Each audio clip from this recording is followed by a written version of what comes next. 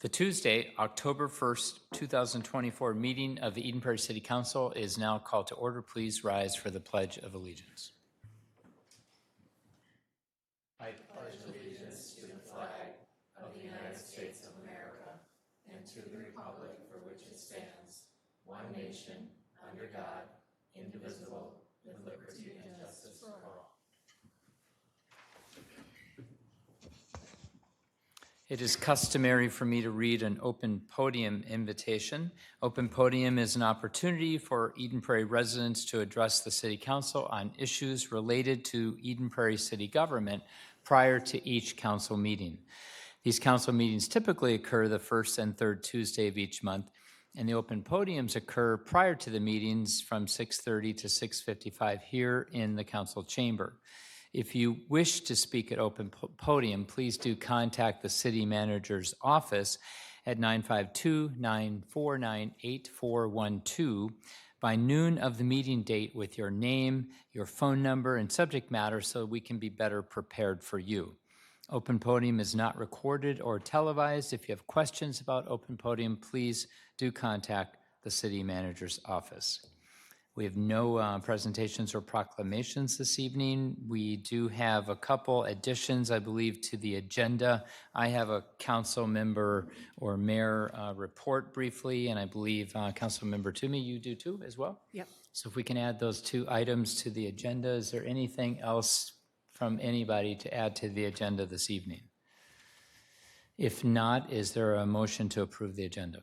I'll move to approve the agenda with the, Second. Sure, with the additions. the additions, yeah. Oh, we got it. that's the word. Oh, we got it. And there's a second. Any further discussion? All those in favor say aye. Aye. Aye. Opposed. All right. We do have a couple council members gone this evening because of a conference. So you all are going to have to do a lot of seconding and motioning this evening. All right, moving on to approval of the minutes. Unless you have any questions or edits to either one, we could clump them together into one motion. Does anyone have any questions or edits, comments about them? Nope. No. I'll entertain a motion to approve both of them. I'll move to approve the following city council minutes: the council workshop held Tuesday, September 17th, 2024, and the city council meeting held Tuesday, September 17th, 2024. Is there a second? Second. Any further discussion? All those in favor say aye. Aye. Opposed, passes unanimous. Consent calendar, we often will clump together, not necessarily housekeeping, but things that don't require a whole lot of further discussion. However, council members are free to request any of them be pulled off the agenda for further discussion. Is there anything that you'd like to hear more about? And if not, is there a motion to approve the consent calendar items A through H? Move approval of items A through H on the consent calendar. Is there a second? Second. Further discussion? All those in favor say aye. Aye. Opposed, passes unanimous. Mr. Getchell, we do have two public hearings this evening. We do, Mayor. Thank you. Our first is the Wunderlich Properties Edition. Wunderlich Malick Engineering is proposing an 8,000 square foot building addition, vertical building addition, to support their increased warehousing needs at 6101 Blue Circle Drive. So that's north of Highway 62, kind of in that Opus area. Many people think that's Minnetonka, but as you know from other recent projects and maybe future projects, that there is a part of that that's Eden Prairie. The plan here, and you're going to hear about this, actually fits within the current building footprint and will not require any land alteration.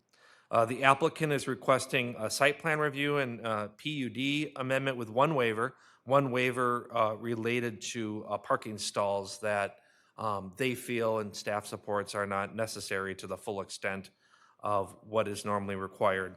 Planning Commission voted 8-0 to recommend approval of the request with the condition that a landscaping plan showing 25 caliper inches of new plantings is submitted. So I assume that probably has been submitted between the Plan Commission and this council meeting. The applicant is here to provide an overview of their project, and the staff and the applicant can answer any questions that the council or public may have after holding your public hearing. Just for educational purposes, Julie, could you share what it is that raises this to the level of requiring a public hearing when the footprint stays the same? And I guess what would there be situations out there that would not require a public hearing, and what would that look like? Mayor, members of the council, a public hearing is triggered because it is a PUD amendment and a site plan review. Both of those do require a public hearing because it is altering the facade and they are requesting a waiver. Got it. Thank you so much. Appreciate that. So I'm assuming there's a presentation from the proponent, name and address, and maybe what position you hold. Good evening. I'm Amy Schwabe with GWP Architects, Principal Architect. We're at 4125 Lakeland Avenue North, Perfect. Minneapolis. Sorry, I broke your stuff already. We are the architect for Wunderlich Malik, and I have the owner with me if we have any questions. Perfect. So here we're looking at the existing building, just a bird's eye view. Wunderlich Malik has been around since 1981. They've been in this location since 2015 when they bought the building from a laboratory science company. They provide engineering services and fabrication of industrial controls and panels and modular e-houses for many different sectors. And they do subcontracted services for electrical and mechanical contracting. They also do work with the power grid for the company and semiconductor sector. So they've outgrown their space here with the production that they're doing on these control panels. And this expansion would allow them to increase their storage for these panels and then move their engineering staff that is over in the other part of the building or working from home right now, so they can all be together in the fabrication area of the building. So we're looking at the existing site plan, just a little bit of the site entry up at the north, building entry, that red arrow, the warehouse entry, the green arrow. Nothing's really changing with any of this. The addition or expansion actually is going over in the southeast corner, so building up that little rectangle over there. New landscape, we talked about this, so here's our landscape plan. We have 25 caliper inches going in to the site plan, so it results in about 8 trees coming along. And you guys probably know about this site. It has a Oakland, there you go with your thing, Oakland savanna. And there are a lot of trees on this site, so we'll be adding to an already nice and dense populated site. Here's our expansion in red that I was talking about in the southeast. We're actually connecting this piece to the existing office, which is on the north side of the building.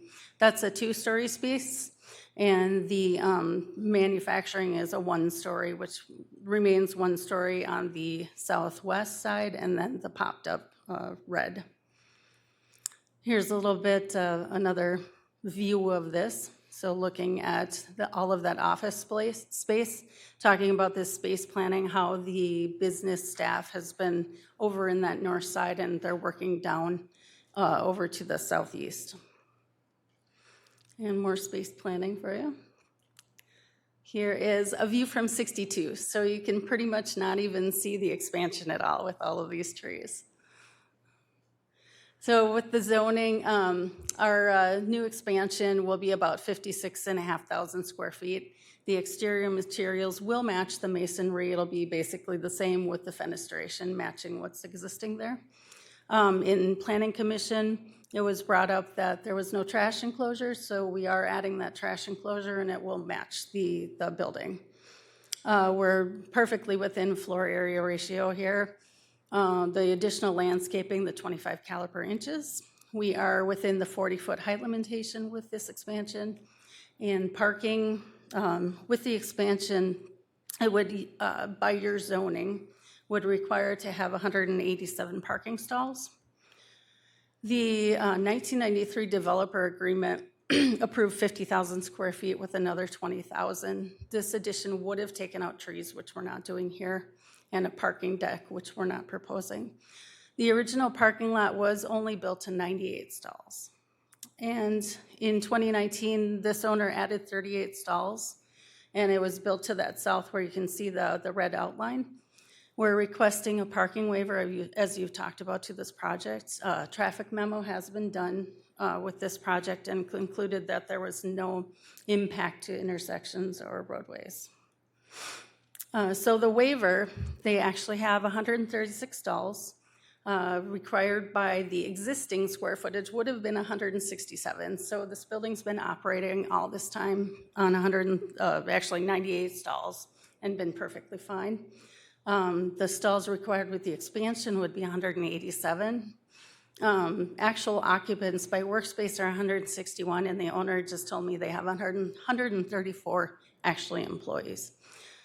So with occupants working from home, they have a 3-day, 5-day system. 108 people are usually in this building at a typical time. So in summary, this project at 8,000 extra square feet is less intensive than that other development that was approved. The proposed expansion is well within the height limit. We're requesting that waiver with parking. We're not expected to impact intersections or roadway operations. The facade materials will match everything, and the new trash enclosure will be constructed. So you can see just popped up that little expansion. So it's looking in similar nature to the rest of the building and kind of barely there. Thank you. Whoa, sorry about that. Thank you. I guess hang around close in case we had some questions, but Council, this is a public hearing, so we can open it up and then have a conversation. If you have any questions right now on the top of your mind, feel free to ask them now or later. What would you like? I'm good asking now. Is that okay? Sure. I just have a couple. So if in the future you do need additional parking, will there be room to add on a parking deck like you? What that 1993 development agreement showed was that the parking deck was along the west side of the lot. So it takes away, I don't know, I think it was something like 30 spots to go up. So there is that availability. Yeah, you never know yeah. what's going to happen. And then, Well, ideally, less and less cars are going to be, Yeah. and we're even looking at adjusting now and then some of our city code to require even less, but, you know, in a changing world with AI and everything else. But nonetheless, But just it's in important case, to know yeah. or if the building's sold or something and suddenly somebody needed additional parking. I always, when I see those huge flat roofs, I think about solar and whether that is, we don't mandate that in this city, though we often, with new construction, mandate construction of a roof that's able to carry the weight of solar at some point. We also have a solar garden at the community center, and I was chatting with Cooperative Energy Futures, that company. That's right. They go into other owned properties like municipal governments or like private entities, and they fund completely the solar garden off of that, and then you allow the company to have some use of the solar. Anyway, just think about that. We just, one of, I think our council's goals, one of my personal goals is that we would not only actualize all the municipal buildings, which I believe we have and or are doing, but to really move into that next area of getting getting businesses across the community to go solar. So whatever we can do to help, we'd love to be available with that too.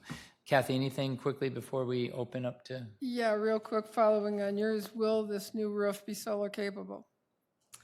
It can be solar capable. It's a lot easier when you're making it to have it so you can put it up if and when you want, probably when you want. Yeah. So, yeah, I would think it would be important to at least have it be solar capable when you're making it. If you have the opportunity to do that.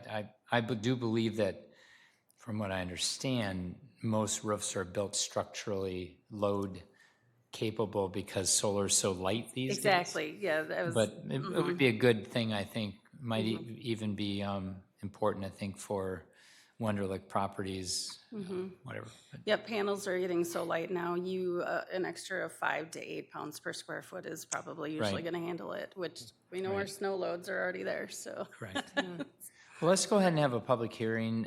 So I'll ask you to sit down, but thank you. We'll call you back up. And then council, again, feel free when we close the public hearing to continue with questions. So this is a public hearing on the Wunderlich Properties addition. Is there anyone in the audience wishing to address the city council tonight on this issue?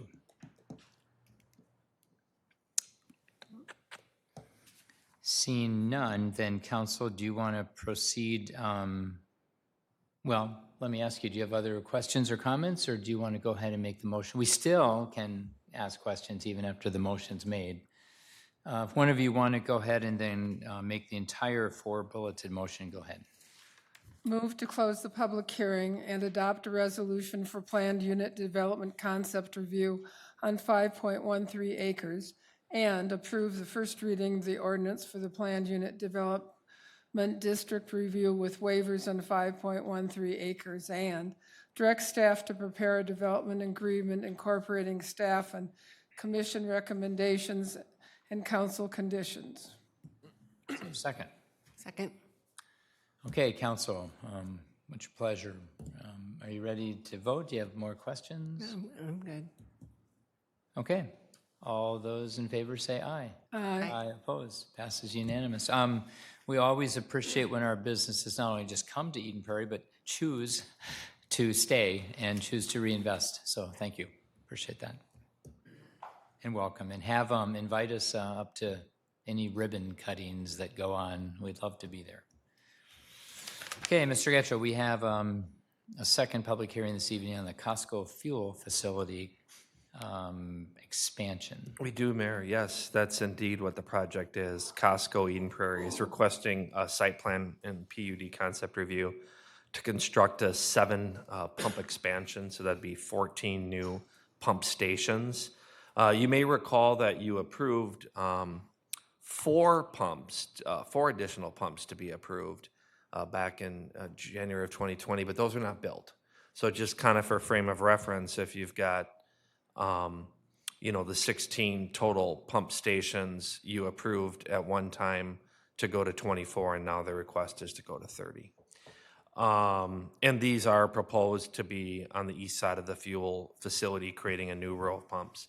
The Planning Commission voted 8-0 to recommend approval of this project at their September 9th meeting, and the applicant is here to provide an overview of their project and answer any questions you or the public may have about their expansion plans.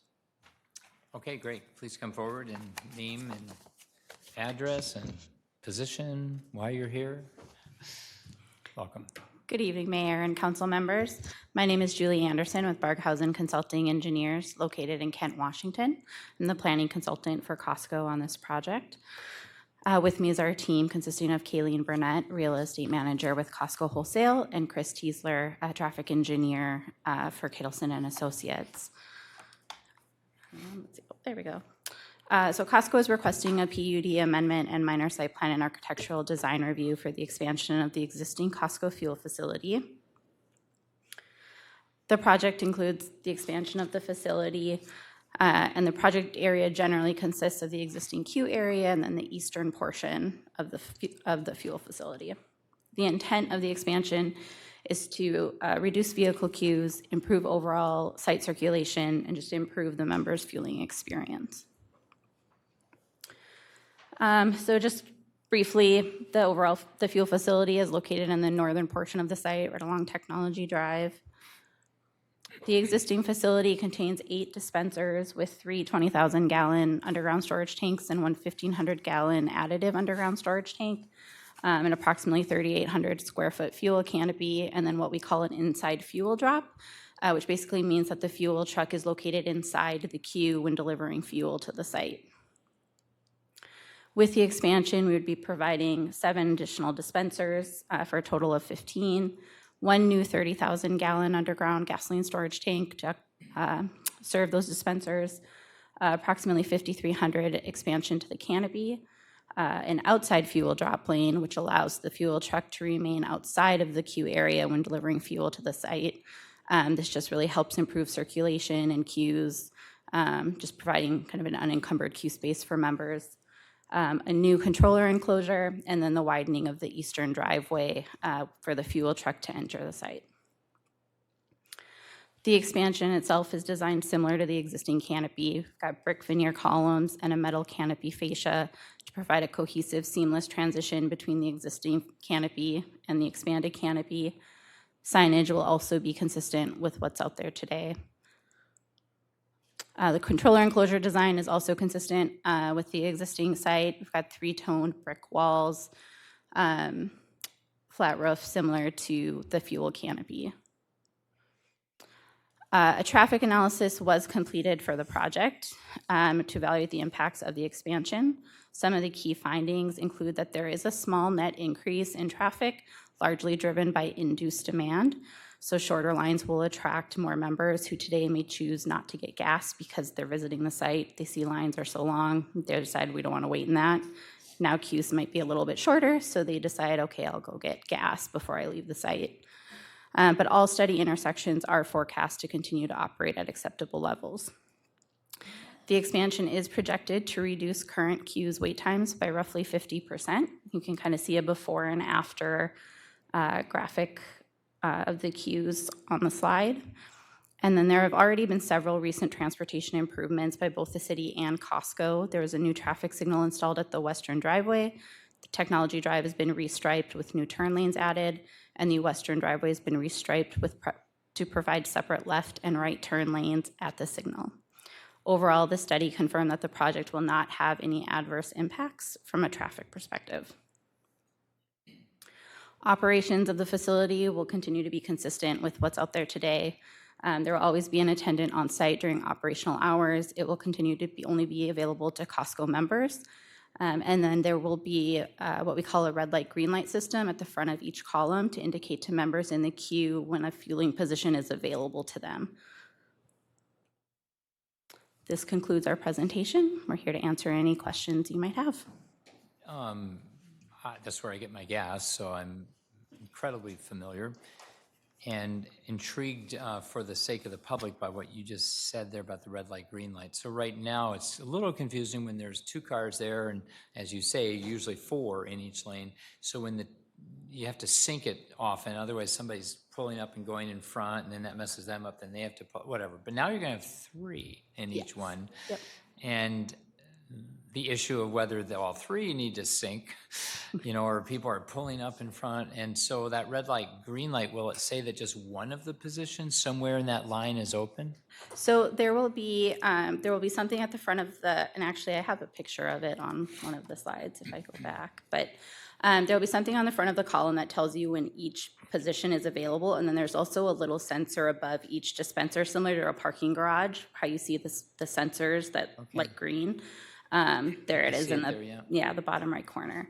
So it indicates to members that northwest position is available, or that middle position on the other side is available. We're not going to widen the lanes in between because that's structurally staying the same. So people will still go down the middle, cut in, back up, and then leaving now that middle one to possibly do that same thing. So now someone's parallel parking in essence to get back into that open, if they don't sync, all three of them don't finish at the same time.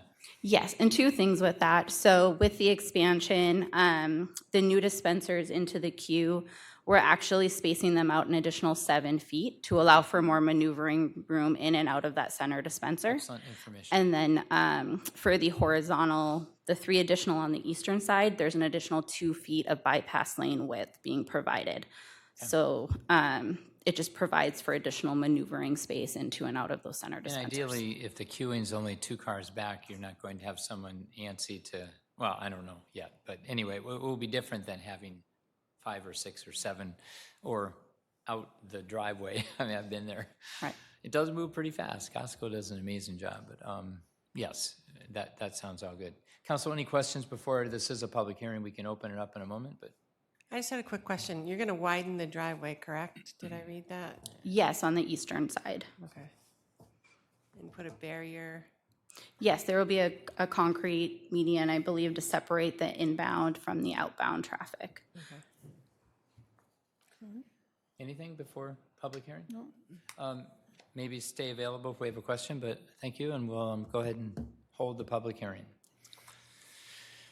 So this is a public hearing. Is there anyone in the audience wishing to address the council on the Costco fuel facility expansion issue tonight?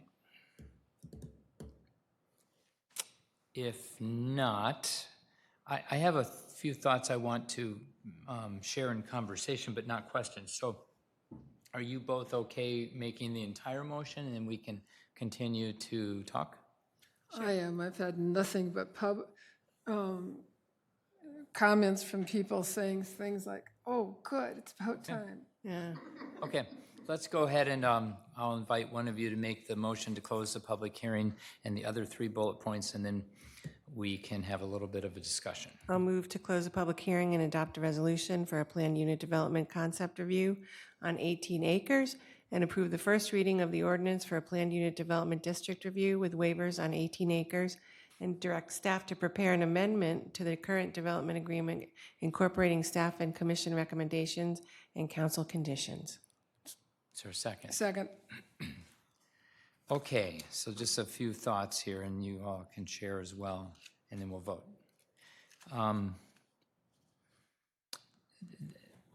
There's been some concerns, very little, raised that I received a phone call and within the last week. Just the idea that this is a very large expansion. We're going from 16 to 30. That's nearly double.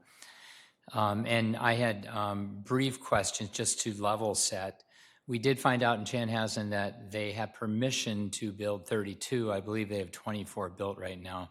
So that's fairly standard. I guess I'd love to ask one of our Costco people, what is like a typical, I realize that suburban areas may be different, but you build in similar demographic suburban areas across the nation. So at gas stations, I don't know what's in St. Louis Park, at gas stations across the nation, is 30 normal, fairly typical?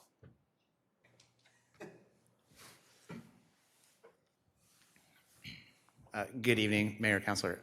Chris Teasler with Kittleson and Associates, Costco's traffic engineer. So great question. I would say that as a baseline today, starting, Costco builds no fewer than 24, right, as they had in Chaska with, and usually look for an expansion opportunity in the future. But many states where we have busier sites, like in California, Florida, they're already starting out at 32 and even building 40 position locations. So, you know, this site's relatively old, and right, it started with 16. So I think this is an opportunity for them to come back and kind of modernize to their current needs and operations. So you answered it's not abnormal, it's not out of the... No, it's pretty normal, yeah. Do you have a question for traffic, Do you Costco traffic? do you put EV chargers in any of the newer ones that you're building? So do you, I mean, I can try, and then Kayleen can probably say more, or you can, Julie. Sure. Julie's probably better positioned to answer that one. Julie. So to our knowledge, in Minnesota, there are no EV charging stations that have been installed. In some of the larger markets like California, yes, they have been installing EV charging at some of their newer sites. So Costco, they're always evaluating sites for EV. They have an EV program, just understanding needs are changing.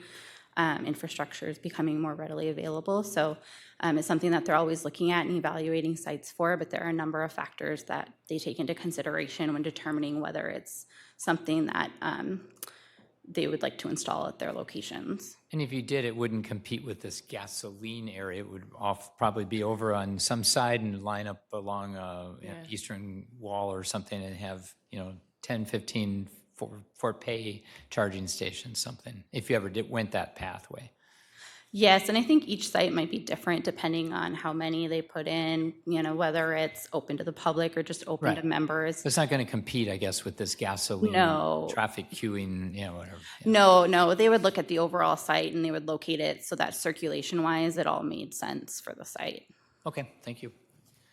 I wanted to share one more thought. It was pointed out to me that I had a quote, which is true, out in the public at one of our meetings, I guess a year or more ago, that it's very unlikely that Eden Prairie will ever build a gas station again. And that also being true with our neighbors at, Minnetonka, Edina. And I haven't looked at my exact quote. I know my intent was we'll never put a gasoline station into a neighborhood with residents all around it in the city of Eden Prairie again, partly because we're built out, partly because of the changing dynamics of, ideally 80% electric cars by 2040 or something. We'll never have that need. And it was pointed out that did this feel tonight inconsistent for my prior comment? And I would say no, absolutely not, for several reasons. But one, this is an existing gas station that we're helping to facilitate its viability. But there's another piece here that we don't just put our finger up in the air and check the public sentiment on any issue. We are elected to use our brains, but we also carefully consider public sentiment, and we listen carefully to, especially contiguous neighbors, to our residents. And in the case of not building gas stations into their neighborhoods, we're listening to our residents. In the case of Costco, we're listening to our residents. They want a more efficient, better experience. I don't know what percentage of Eden Prairie people utilize the gas at Costco, but I bet it's not insignificant. And so, again, there are no contiguous neighbors that are going to be upset by this project expansion. There are only happy Eden Prairie residents that utilize this gas station, and we're helping with the efficiency piece of it. And because I frequent there and I experience the experience of getting gas there, I understand it, and I can say with a high degree of certainty that it's a benefit to the people of Eden Prairie. So I see my past quote as being accurate, but completely different than this one, than this situation tonight. I wanted to explain that.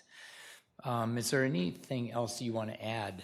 Well, I like this so that there aren't, especially in the wintertime, going to be so many cars spewing out pollution while they wait in very long lines. That's a good point. And this will help that. I would encourage you to get some EV charging spots, perhaps up closer to the building, because it often takes a fair while to go through Costco. And Which is a good thing. there are a lot of people who are buying said vehicles who would probably like to charge them. And yeah, it's not California, but Minnesota is getting more and more vehicles like that. The city is getting lots of vehicles like that.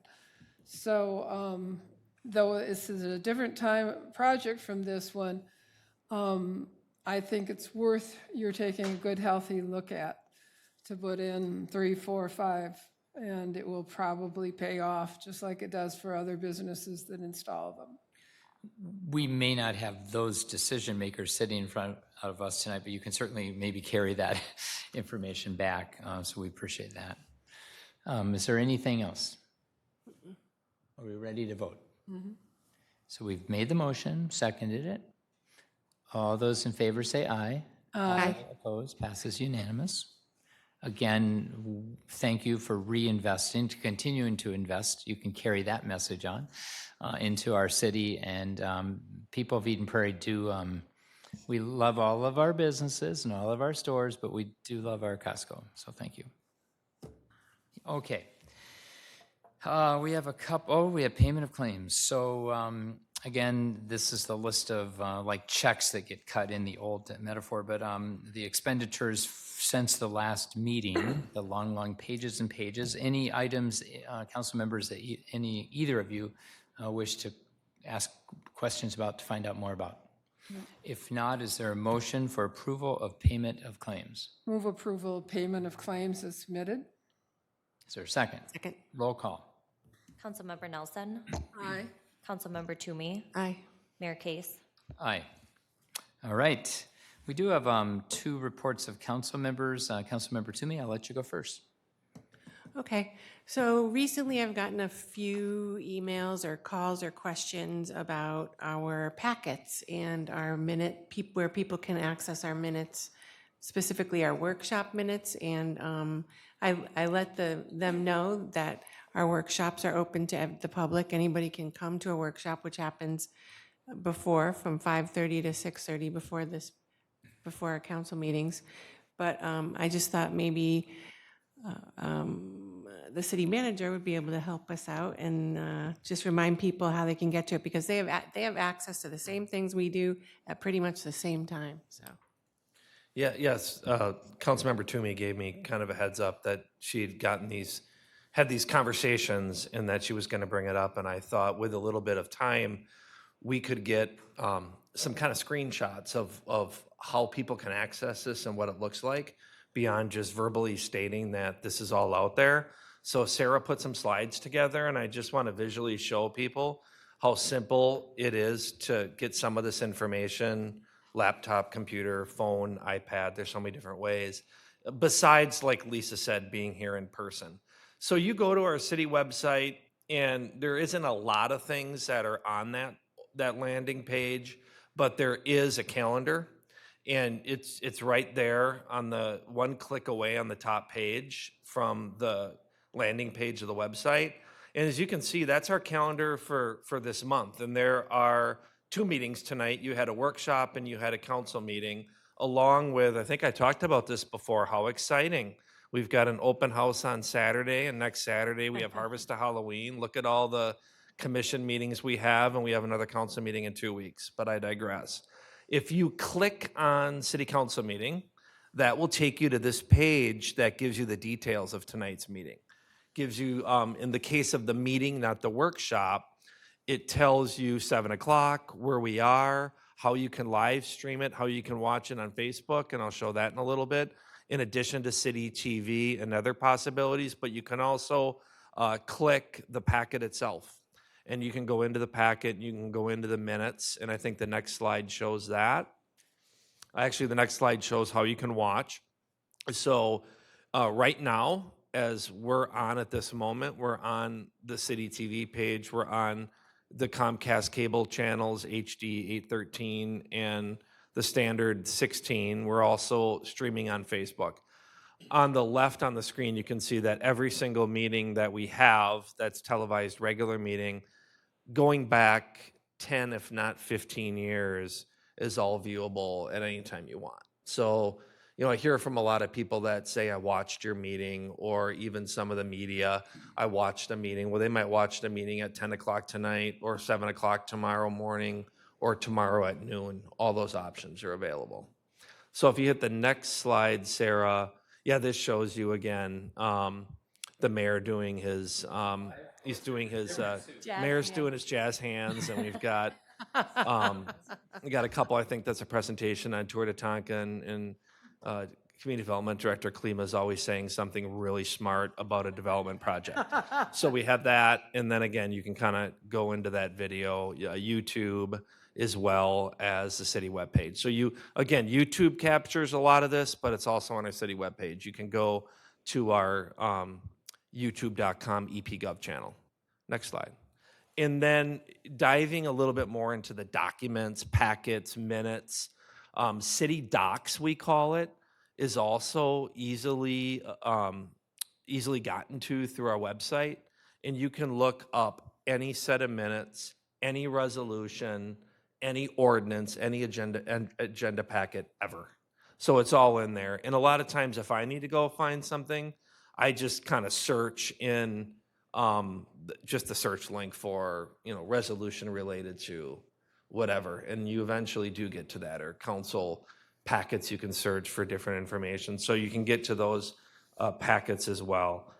And then the next slide shows you tonight's packet. So if you had gone to either through the calendar or even city docs, you get to the packet that way as well. And then finally, what makes things And again, not finally, that's another example of how you can get to all those different, it's not just city council, it's all of our commissions as well. And there's an example of the packet again. And then finally, and we say this so often, we say this to our city government academy people, different presentations that we make, different times that we speak to the public. If you, on any device in any way, shape, or form, go to EdenPrairie.org, and it's one of the first times, actually, it might not be just the first time you go there, because it could be any time you go there. There's going to be a pop-up box that says, do you want to subscribe to updates? And those updates could be, there's several, as you know, as council members. We have, 30, 40,000 people that subscribe to these updates, and they can get them via email or text. But if you look at the next slide, if then you enter in your information, you could get the minutes, you can get the council meeting videos, you can get that stuff pushed out to you. So, I subscribe to most everything, so I see on Friday afternoon, this email gets sent to me that says the city council meeting packet is out in the agenda. And then on Wednesday morning after the meeting, it'll say the city council video is available for review if you want. And that's just those two things. There's obviously other information, Friday reports, information about all of our facilities and all of our programs. I'd like to say that I think there's at least 2, if not 3 emails a day coming out from the city if you subscribe to all the information. I did want to keep it, Councilmember Toomey, though, to that kind of detail about the council meeting, but I know a lot of times, yes, we're here, you can come here on Tuesday, but there's also ways to get that packet information before the meeting, prior to the meeting, during the meeting, or after the meeting. So if you have any questions, I could try to answer those as well, but I just wanted to give that quick overview of how you can kind of tap into our information. We are by law a transparent organization. All of our information needs to be public. Every time members of the city council meet and deliberate, it needs to be in public with a meeting that you can have access to. Is that adequate? Is that good? Great, yeah, thank you so much, thank you. And just noticing that S. Aschenbeck was the email. Just curious. Can I announce this? Because everyone could come. Everyone's invited. No, I'm just teasing. But I saw it coming. November I'm like, no. 1st, Sarah is getting married, so we're super excited for you. And will that name stay the same? Put the camera on her. Or do you plan to change that? It's changing. Okay, so to the public, don't go in and just look for that email. It may have to change there coming up. So we're happy for you, Sarah, so that's exciting. Thank you, Ron. And just know that email will change. And then I wanted to underscore quickly, too, the transparency piece, that we not only by law have to do this, but we want to do that. But we want to make everything available. So if you go out, sometimes I'll go in and look for city code, and it'd be a huge document, whatever, and I have a hard time finding what I'm looking for. So just call the city. We'll help. We hide nothing. So if you can't find it, it's not that we're hiding it. It's that it's just complicated to keep all these thousands of pages really filtered and accessible and available to everybody all the time, and we'll help you with that. And just before I make my last comment, too, if you want to, I'm assuming you're from the high school. And what class? What? Government. So I wanted to have the cameras on you so you can prove now to any teacher that you were here. And if you want to, yep, there you go. And if you want to come up afterwards and chat with us, or we'll give you our agendas and we'll sign them and autograph it for you, so you can take it back to your teacher. So thank you for coming tonight. I hope you had a reasonably enjoyable time. And along that final note, then, just about voting, encourage, if you are going to be 18 by November 5th, but if not any of your friends, I wanted to give an update on early voting. And if you turn the cameras maybe one more time and just look, there's the voting booths just sitting along the wall there to the right. So early voting is going on right now, as many of you know. And so 1,328 ballots have already been cast in Eden Prairie. I think that's really good. There are about 42,000 registered voters in Eden Prairie. We typically, well, many of you know this, Minnesota often gets the highest in the United States of America for voting percentage. Our 3rd congressional district in the past a couple times has gotten the highest in the state, and our city gets one of the highest in the 3rd congressional district. We're anticipating we might approach numbers of 90% voting, which is absolutely unheard of. We have a phenomenal city clerk and staff that make the most accountable, fairest election possible. And again, if you have any questions on that, please feel free to ask questions about that of any of the people that work here at the city. Early voting continues right here in this room, City Hall, Monday to Friday, all the way up until Election Day. I'll talk about that in just a second. Early voting's from 8 a.m. to 4:30 p.m. all the way through Monday, November 4th, which is the day before Election Day. But there's some special days. This is Minnesota state law here, or state statute, or at least the House and the Senate passes. Will also be open 9 a.m. to 3 p.m. on the last Saturday of the month, which is October 26th. That Saturday will be voting day, as well as the weekend right before Election Day. Both Saturday and Sunday, November 2nd and 3rd, this room will be open for early voting from 8 a.m. to 4:30. I think that's just a wonderful part of our state, and of course our city participates in that early voting. All right. With that, council, anything else to come before the council this evening? Mr. Getchell? I will entertain a motion to adjourn. Move to adjourn. Is there a second? Second. Any further discussion? All those in favor say aye. Aye. Opposed? This meeting is adjourned.